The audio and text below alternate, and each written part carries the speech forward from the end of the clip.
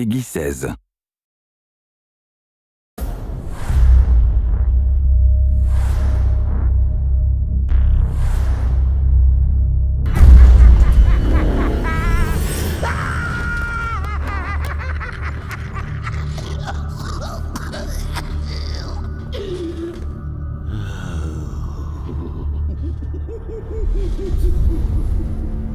Batman Arkham City is essentially a character-driven experience.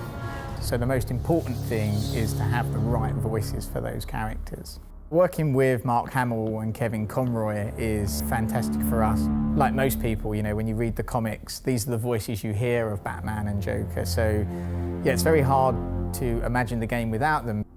Batman isn't just this steely-eyed guy sitting on the rooftop, dropping down, making the odd, quip and then punching people. He's going through hell. You're not safe here. No one is. Kevin would come in and go, "No, I don't think Batman would quite say it like this," or "No, this is how I want to say this line." And we're like, "Okay, cool, awesome, let's go for it." Don't worry about me. You're needed out there. I've been doing the character now for 20 years. The audience knows him as well as I do. They would know in a second if I did something inauthentic, and they'd call me on it. Get out of my way, Quinn. Leave us alone, B-Man! I said move!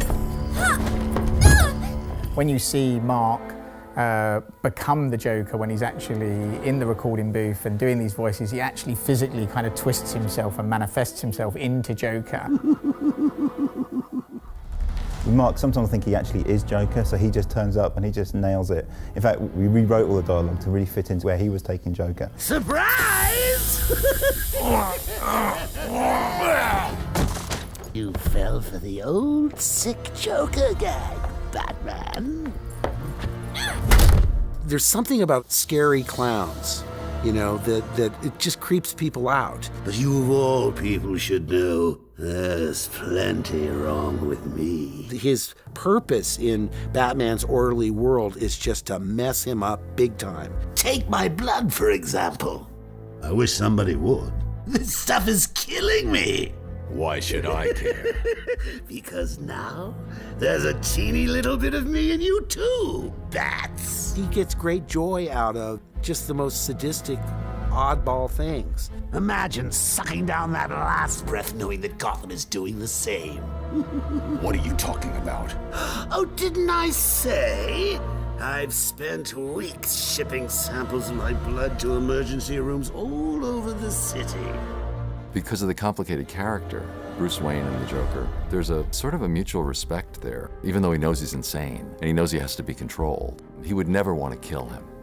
Whereas the Joker is constantly trying to kill Batman. Hold tight. I'm in touch!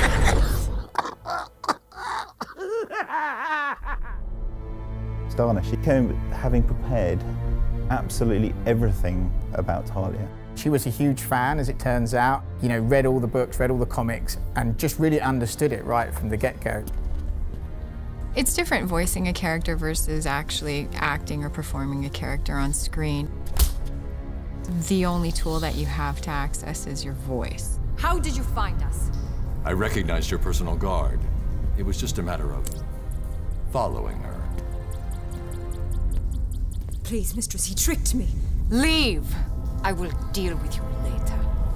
I think Talia is really interesting because she skirts the line between good and bad, and you're not sure if she's completely aligned with the bad guys or the good guys. You didn't need to get yourself arrested to see me, Bruce.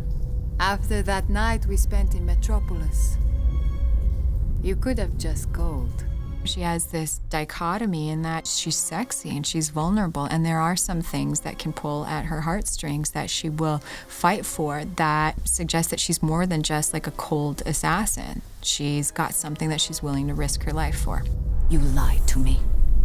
I thought you loved me, Bruce. Authentic voice acting and having this direct link into Hollywood and working with all these great actors, for us, it is the real difference between making a good game and a great game.